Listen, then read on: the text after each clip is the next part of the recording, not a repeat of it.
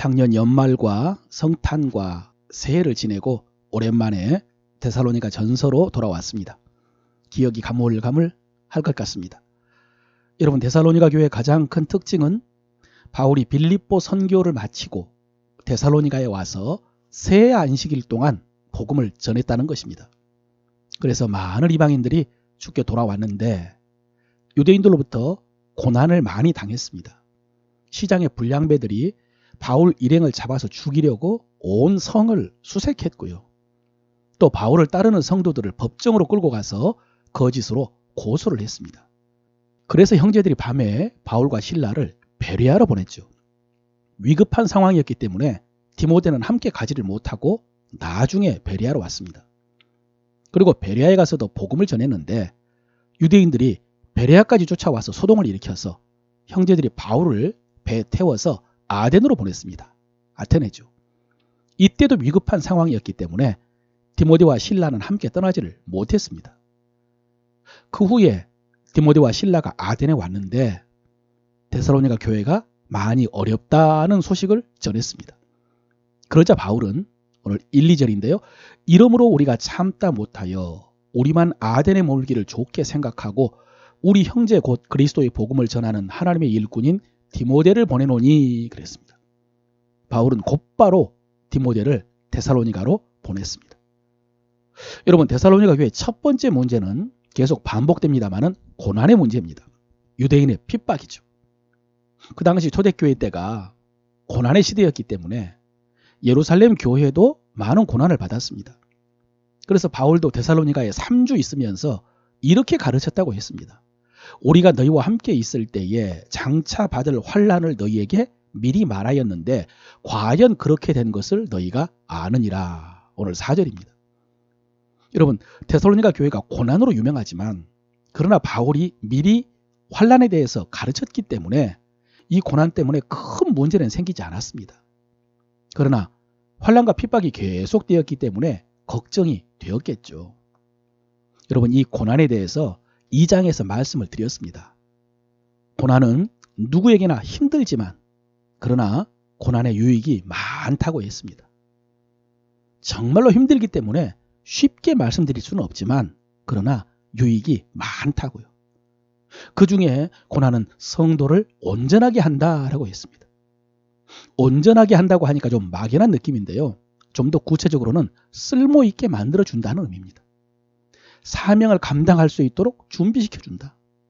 그리고 새로워지고 변화시키고 성숙한다. 그런 의미죠. 여러분, 성경에 이렇게 성도를 온전하게 하는 3가지가 있습니다. 3종 세트. 첫 번째는 목회자입니다. 하나님께서는 목회자의 목회 지도를 통해서 성도를 온전케 하고요. 두 번째는 말씀입니다. 하나님의 말씀이 성도를 온전하게 합니다. 그리고 고난이라고요. 우리가 좀처럼 성화로 나가지를 못하고 또 옛 습관에 머물러 있고 경건의 훈련도 어려운데 그런데 고난을 통해서 옛 습관에서 떠나고 하나님께 더 가까이 나아가게 되는 것입니다. 또 여러분, 지금 우리가 살펴보고 있는 데살로니가 전서를 비롯한 서신서 대부분이 교회에 문제가 생겨서 사도들이 쓴 편지들입니다. 교회가 핍박을 당하고 또 이단과 거짓 교사들이 와서 교회를 흔들고 교인들 사이에 갈등이 생기고 성도들이 부도덕한 일에 빠지고 이런 문제들이 있어서 그 문제를 바로잡으려고 쓴 편지가 서신서입니다. 여러분, 방금 쉽게 나열을 했지만은 사실은 큰 문제였고요. 큰 아픔이었고 큰 걱정이었습니다. 오늘 8절에 그러므로 너희가 주 안에 굳게 선즉 우리가 이제는 살리라 그랬거든요. 여러분, 이 말씀은 그 전에 이 소식 듣기 전에는 죽을 것 같았다는 말씀입니다. 이제는 살리라. 데살로니가 교회 교인들이 걱정이 돼서 아무 일도 할 수가 없었습니다. 또 고린도후서에 보면요, 우리가 마케도냐에 이르렀을 때에도 우리 육체가 편하지 못하였고 사방으로 환난을 당하여 밖으로는 다툼이요 안으로는 두려움이었노라 그랬고요. 우리가 너희 가운데 거할 때 약하고 두려워하고 심히 떨었노라 그랬습니다. 여러분, 이런 안타까운 일을 겪으면서 쓴 이 편지가 오늘 우리에게 성경이 된 것입니다. 여러분, 이 성경이, 이 말씀이 그동안 교회 역사 속에서 얼마나 많은 성도들을 구원했을까요? 얼마나 많은 성도들을 살렸을까요? 얼마나 많은 믿음의 사람들을 일으키고 세우고 온전하게 했을까요? 사랑하는 성도 여러분, 우리가 겪는 고난도 우리를 온전케 할 줄로 믿으시길 바랍니다. 뿐만 아니라 우리의 기도가 헛되지 않는 것처럼 우리의 고난도 헛되지 않고 분명히 하나님의 뜻을 이룰 줄로 믿으시기를 바랍니다. 5절입니다. 이러므로 나도 참다 못하여 너희 믿음을 알기 위하여 그를 보내었노니 이는 혹 시험하는 자가 너희를 시험하여 우리 수고를 헛되게 할까 함이니. 여기에 시험하는 자가 나옵니다. 여러분, 데살로니가 교회의 문제는 크게 세 가지입니다. 첫 번째는 앞에 살펴본 고난, 유대인의 핍박이죠. 두 번째는 바울에 대한 오해입니다. 바울에 대한 비방. 세 번째는 잘못된 재림 신앙입니다. 이건 다음에 나올 것입니다. 그 중에 본문에서 시험하는 자는 물론 유대인들의 핍박도 큰 시험이었지만은 바울에 대해서 거짓으로 비방하던 자들입니다. 2장에서 살펴보았죠. 바울은 2장에서요. 너희도 알거니와 이런 표현을 반복했다고 했습니다. 너희가 친히 아나니 또 너희가 기억하리니 하나님이 증인이시라 이런 표현이죠. 자신을 해명하는 표현이고 또 변호하는 표현이라고 변명하는 표현입니다. 왜냐하면 대적들이 거짓으로 바울을 비방해서 교인들이 바울을 신뢰하지 못하도록 했기 때문입니다. 바울이 돈을 갖고 튀었다고 불륜을 저지르고 야반도주했다고 바울은 약속을 지키지 않는 사람이라고 이렇게 거짓으로 비방을 했습니다. 여러분, 이런 거짓 비방은 사악한 죄악이고요. 치명적인 위험이라고 했습니다. 왜냐하면 이런 거짓말로 인해서 교인들이 바울을 신뢰하지 못하고 바울에 대해서 오해를 하면은 그러면 바울이 전한 복음을 신뢰하지 못하고 바울이 가르친 말씀을 신뢰하지 못하기 때문입니다. 그러면요 모든 것이 다 무너지는 것입니다. 여러분, 이렇게 되면 누가 가장 좋아할까요? 두말할 것도 없이 마귀죠. 사탄이죠. 여러분, 마귀를 헬라어로 디아블로스라고 하는데요. 디아, 사이에, 블로스, 던지다.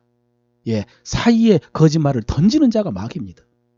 하나님과 사람 사이에 거짓말을 던지고 목회자와 교인들 사이에 거짓말을 던지고 사람과 사람 사이에 거짓말을 던지는 자.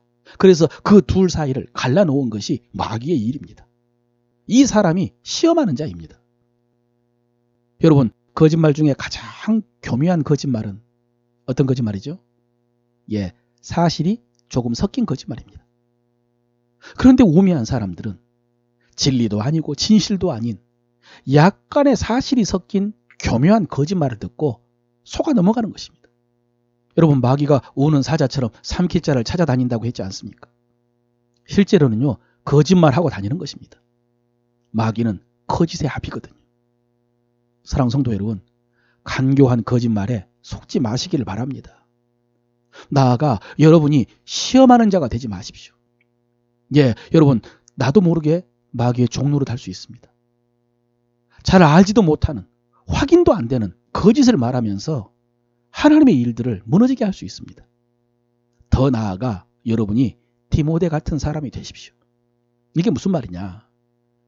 여러분, 앞서 바울이 이러므로 참다 못하여 디모데를 보낸다라고 했지 않습니까? 2번이나. 그런데 6절에 보면요. 지금은 디모데가 너희에게로부터 와서 너희 믿음과 사랑의 기쁜 소식을 우리에게 전하였고 또 너희가 항상 우리를 잘 생각하여 우리가 너희를 간절히 보고자 함과 같이 너희도 우리를 간절히 보고자 한다 하니 이랬습니다. 예, 디모데가 돌아와서 기쁜 소식을 전해 주었습니다.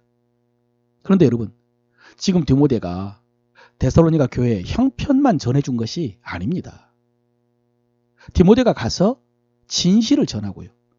거짓을 바로 잡고 오해를 풀어주고 온 것입니다. 그래서 우리가 너희를 간절히 보고자 함과 같이 너희도 우리를 간절히 보고자 한다 하니 이게 디모데가 가서 한 일입니다. 이 말을 전해 듣고 바울의 입에서 터져나온 말이 8절이죠. 그러므로 너희가 주 안에 굳게 선즉 우리가 이제는 살리라. 여러분, 영적 지도자와 교인 사이를 갈라놓은 사람이 시험하는 자라고 그랬죠. 디아블로스, 마귀의 종이라면 이렇게 거짓이 아니라 진실을 말하고 오해를 풀어주고 관계를 회복시켜주는 사람. 여러분, 이 사람이 하나님의 사람이죠. 지금 디모데가 이런 사람입니다. 사랑하는 성도 여러분, 나도 모르게 마귀의 종이 되는 것이 아니라 디모데와 같은 하나님의 사람이 되시기를 바랍니다. 마지막으로 여러분은 너희가 주 안에 굳게 선즉 우리가 이제는 살리라, 이런 사람 되십시오. 이게 무슨 말이냐? 여러분, 방금 고백 속에서 뭐가 느껴지십니까? 앞서 말씀드린 것처럼 그동안 바울이 얼마나 마음고생을 했는지가 느껴지지 않습니까? 그동안은 걱정이 되어서 죽을 것 같았더니, 그러나 이제는 살 것 같은, 이제는 살았다. 여러분, 그렇게 걱정을 했습니다. 그렇게 마음을 졸였습니다. 무엇 때문이죠? 너희가 주 안에 굳게 선즉 이제는 우리가 살리라 그랬습니다. 예, 성도들의 믿음이 흔들릴까 봐, 그들이 굳게 서지 못하고 무너질까 봐, 넘어질까 봐 그렇게 마음 졸인 것입니다.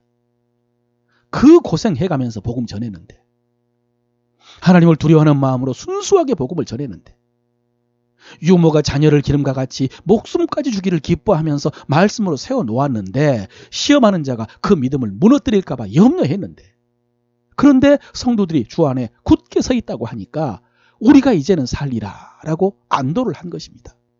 여러분, 바울은 이런 사람이었습니다. 고린도 후서에 보면요, 바울이 갑자기 자기 자랑을 합니다. 고린도 교인들이 바울을 하도 무시하고 오해를 하니까 작정을 하고 자랑을 했습니다. 자기가 얼마나 대단한 사람인지, 다른 사도들보다 못하지 않다고요. 오히려 훨씬 더 낫다고, 내가 얼마나 고생을 했는지, 얼마나 많은 희생을 했는지 아느냐고 대놓고 자랑을 했습니다. 그런데 마지막에 이렇게 말합니다.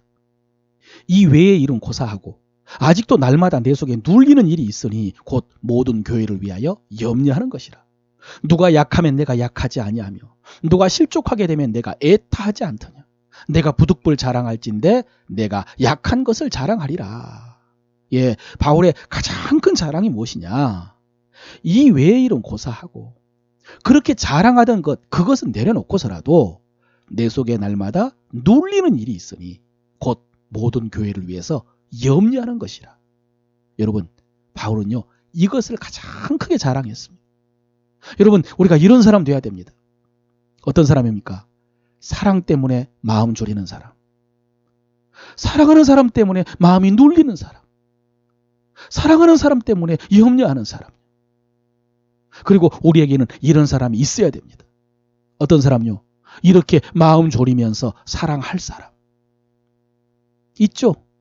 그렇게 사랑할 사람, 그렇게 사랑하는 사람, 하나님께서 사랑하라고 붙여주신 사람이 있습니다. 누굽니까? 가족이죠. 여러분, 그렇습니다. 가족은 하나님께서 사랑하라고요, 도장까지 찍어준 사람입니다.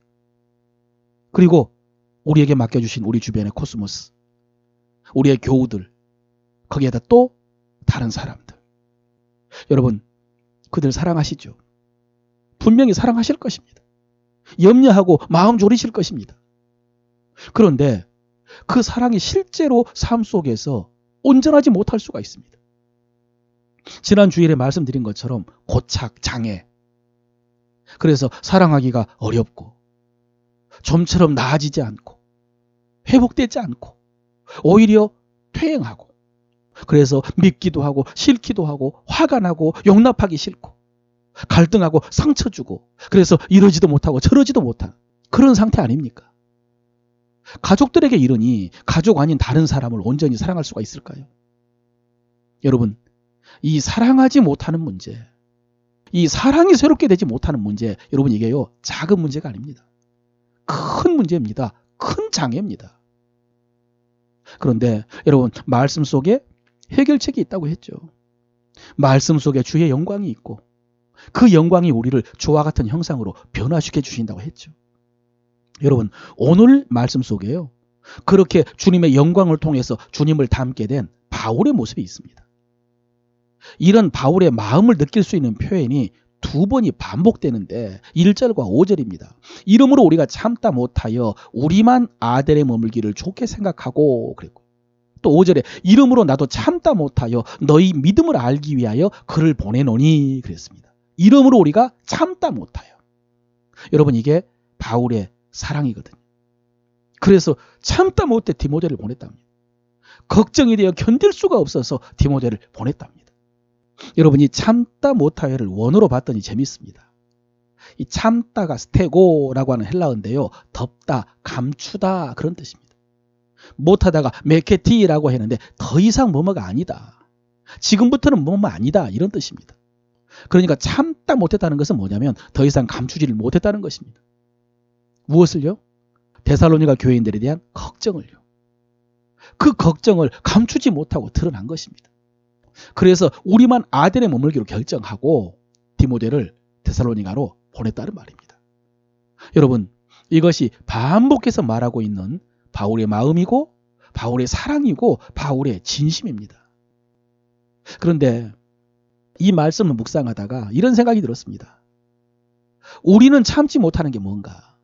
바울은 데살로니가 교인들에 대한 걱정을 감추지를 못하고 사랑을 감추지를 못해서 참지 못하고 디모데를 보냈는데 우리는 감추지 못하고 드러내는 것이 뭔가? 혹시 그게 성질 아닌가? 성질. 분노 아닌가? 실망이나 욕심 아닌가? 여러분, 실제로 지난 주간에 참다 더 이상 참지 못하고 한 일 뭐가 있습니까? 아무리 생각해도 견딜 수가 없어서 마음에 덮어주지를 못하고 드러낸 일 뭐가 있습니까? 여러분, 작년 송년주일에 만물의 마지막이 가까이 왔으니 라는 말씀을 들으면서 무엇보다도 뜨겁게 서로 사랑할지니 사랑은 허다한 죄를 덮느니라 라는 말씀을 들었습니다. 여기서 뜨겁게가 에크테네스라고 해가지고 고무줄을 늘릴 수 있을 만큼 늘리는 것이라고 했죠. 그렇게 최대한 사랑하라고 했습니다. 그런데 여러분, 고무줄을 계속 당기면 결국은 끊어지겠죠. 그런데 어디가 끊어질까요? 예, 정답은 가장 약한 곳이 끊어집니다. 결국 가장 약한 곳이 끊어집니다. 사랑하지 못하는 부분이 거기입니다. 여러분, 그렇습니다. 우리가 참아야 할 것을 알면서도 참지 못하는 것. 그래서 계속 잔소리를 하게 되고 싸우게 되고 갈등하는 것. 여러분, 그것이요 우리가 가장 약한 곳입니다. 우리의 약점입니다. 그리고 그것을 잘 살펴보면은 거기에는요 우리가 받은 상처가 있습니다. 그 상처가 아직도 낫지 못해서 그 생각만 나면은 소리를 지르는 것입니다. 그게 드러나는 것입니다. 그리고 그 상처 대부분은 어렸을 때 받은 것이고요. 그래서 그때 나와 똑같은 지금 어린 자녀들에게 소리를 지르는 것입니다. 잔소리도 하고. 그리고 또 지금은 내가 장성했지만 그때 상처를 주었던 지금은 늙으신 부모님들에게 또 소리를 지르는 것입니다. 또 그때 상처를 주었던 엄마와 아빠와 똑같은 지금의 남편과 아내에게 소리를 지르는 것입니다. 그래서 여러분, 우리가 지금 사랑하지 못하는 문제, 참지를 못하고 성질내고 화내고 계속 잔소리하게 되는 이 문제를 해결하려면 내가 어렸을 때 무슨 상처 받았는지를 알아야 되고요. 이를 위해서는 성령님 가르쳐 주세요라고 물어야 됩니다. 그리고 말씀 속에서 답을 찾아야 됩니다. 그 문제에 대한 하나님의 말씀을 찾아야 됩니다. 그리고 그 말씀을 계속 묵상해야 되죠. 하가 주야로 입으로 말하면서 묵상해야 되죠.